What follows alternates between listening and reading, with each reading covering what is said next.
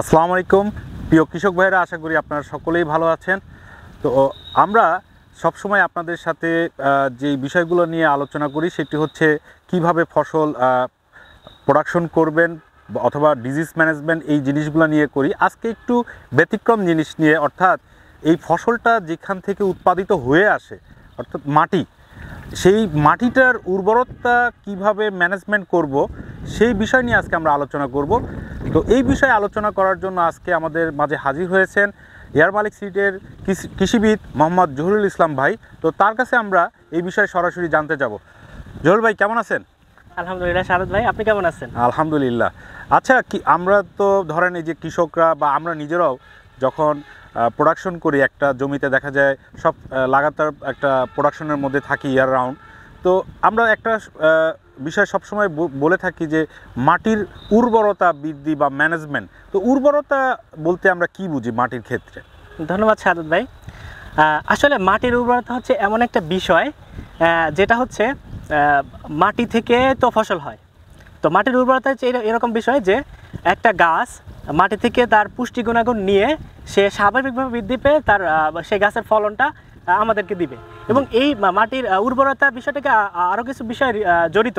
সেটা হচ্ছে মাটির পিএইচ, মাটির মানে জৈব উপাদানগুলো আছে সেটার উপস্থিতি কতটুকু আছে, এবং মাটির যে পুষ্টি গুণাগুণগুলো আছে সেগুলো গাছ ঠিক মতো নিতে পারতেছে কিনা। এই সার্বিক বিষয়গুলোই হলো মূলত মাটির উর্বরতা। আচ্ছা, এই উর্বরতা যদি আমরা ধরে রাখতে চাই তাহলে আমরা কৃষকদের কিভাবে আমরা সাজেশন দিব যে তারা এই কাজগুলো করলে মাটির উর্বরতাটা তাদের জমিতে ধরে রাখতে পারবে? শারদ ভাই, খুবই সুন্দর সময় উপযোগী একটা প্রশ্ন যে আসলে এই মাটির উর্বরতা আমরা কিভাবে ধরে রাখবো। এটা আসলে খুবই ভাইটাল একটা প্রশ্ন। এটা সবাই বলে থাকে, আচ্ছা আমার মাটিতে তো এত সার দিচ্ছি, কেন আমার ভালো ফসল হচ্ছে না? আসলে মাটির উর্বরতার সবচেয়ে গুরুত্বপূর্ণ পার্ট হচ্ছে মাটির জৈব উপাদান এবং মাটিতে উপস্থিত অণুজীব। আমাদের কৃষক ভাইরা যেটা করে যে তারা মনে করে যে রাসায়নিক সারটা যদি আমি বেশি দেই তাহলে সেই ক্ষেত্রে মাটির উর্বরতা বৃদ্ধি পাবে এবং ফসল বৃদ্ধি পাবে। কিন্তু এখানে একটা ভুল ধারণা আছে, কারণ মাটিতে আমরা যে সারগুলো দিচ্ছি এগুলো যদি গাছ তখনই নিতে পারবে যখন মাটির ভিতরে জৈব উপাদানের কথা যেটা বলতেছি, মাটিতে যে উপস্থিত অণুজীবগুলো বলতেছি, এগুলো একটা সঠিক মাত্রায় বিদ্যমান থাকবে। অর্থাৎ আসলে কৃষকের যে ধারণাটা যে আমরা কেমিক্যাল যেই ফার্টিলাইজারগুলো যেটা অতিরিক্ত দিলে বা ফসল ভালো আসবে, সেটা সঠিক নয়। কারণ গাছ তো হচ্ছে আমরা যে সারটা দিচ্ছি সেই খাবারটাই সে গ্রহণ করতে পারে না। সেটা আসলে ডিপেন্ড করে মাটিতে মাইক্রো অর্গানিজম যেগুলো আছে সেইগুলোর উপস্থিতির উপরে। অর্থাৎ সে তো খাবার সেই সারটাকে কনভার্ট করে গাছের গ্রহণের উপযোগী করে তোলে। এই আচ্ছা, আরেকটা জিনিস আমরা সবসময় দেখি যে বলে থাকি উর্বরতা বৃদ্ধির জন্য ধইঞ্চা বা আমরা গ্রিন ম্যানিউর যেটা জমিতে ব্যবহার করার জন্য, তো সেইটা সম্পর্কে যদি একটু বলতেন আর কি। গ্রিন ম্যানিউর অর্থাৎ সবুজ সার। ধন্যবাদ। আসলে এখন বর্তমানে আমাদের মাটির যে জৈব উপাদান যেটা আপনি বলতেছেন, এটা কিভাবে বৃদ্ধি পাওয়া যায়, এটার একটা অন্যতম উপায় হচ্ছে সবুজ সার বা ধইঞ্চা চাষের মাধ্যমে মাটির জৈব উপাদানের বৃদ্ধির পাশাপাশি মাটির যে অণুজীবগুলো আছে এগুলোকে আরও বেশি ফলপ্রসূভাবে যাতে কাজ করতে পারে। তো আমরা প্রথমে আসি ধইঞ্চা আসলে কখন চাষ করব বা ধইঞ্চা আমাদের একটা চাহিদা থাকে যে জমিতে আমার অনেক ফসল করতে হবে, এই ফসলের পর এই ফসল, এই ফসলের পর এই ফসল আমাকে চাষ করতে হবে, কিন্তু এটা কখন করব? প্রথমে প্রশ্ন হচ্ছে কখন করব। এই প্রশ্নের উত্তর যদি দিতে হয় তাহলে আমরা বলবো যে বাংলাদেশে সাধারণত জুন জুলাই মাসে বেশি বৃষ্টিপাত হয়, এবং ওই সময়টাতে ফসলের পরিমাণও থাকে অপেক্ষাকৃত কম। এখন ওই সময় আমরা কিন্তু জমি ফেলে রাখি। ঠিক ওই সময়টাতে যদি আমরা একর প্রতি 15 থেকে 20 কেজি ধইঞ্চা বীজ ছিটিয়ে দেই, তাহলে সেই ক্ষেত্রে, এবং ছিটিয়ে দেওয়ার আগে কিছু অন্যান্য সারও দিতে হবে, যেমন হচ্ছে টিএসপি 10 থেকে 15 কেজি এবং এমওপি সার 8 থেকে 10 কেজি যদি হারে আমরা একর প্রতি হারে দিয়ে চাষ করে প্রথম চাষটা দিয়ে জমি প্রস্তুত করার পরে 15 থেকে 20 কেজি ধইঞ্চা বীজ একর প্রতি ছিটিয়ে দিয়ে তারপরে আমরা আবার একটা চাষ দিয়ে জমি যদি রেখে দেয়, দেখা যাবে যে 40 থেকে 45 দিনের মাথায় গাছটা যখন 3 থেকে 4 ফিট বা 3.5 ফিট উচ্চতায় পৌঁছাবে, তখন ওই গাছটাকে সুন্দর করে কেটে দিয়ে আমরা জমিটা চাষ করে দিব।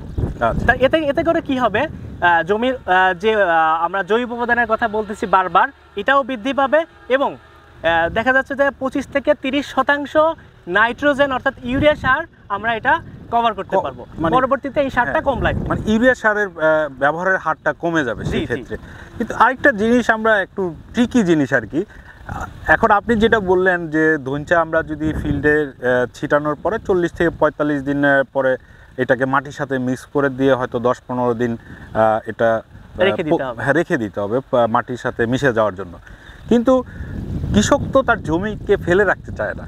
এখন এই যে 40-45 দিন, এই সময় তো অনেক কৃষক চিন্তা করে যে আমি এই শর্ট ডিউরেশনের কোনো ক্রপ করে সেখান থেকে একটা ফসল বাজারে বিক্রি করে তার কিছু আর্থিক লাভ হবে আর কি। যেমন আমি যদি বলি শর্ট ডিউরেশনের মধ্যে মূলাও এই সময়টা অনেক ফার্মার মানে কৃষকরা করতে চায়, যেহেতু এটা 40-45 দিনের মধ্যেই সে বাজারজাত করতে পারে।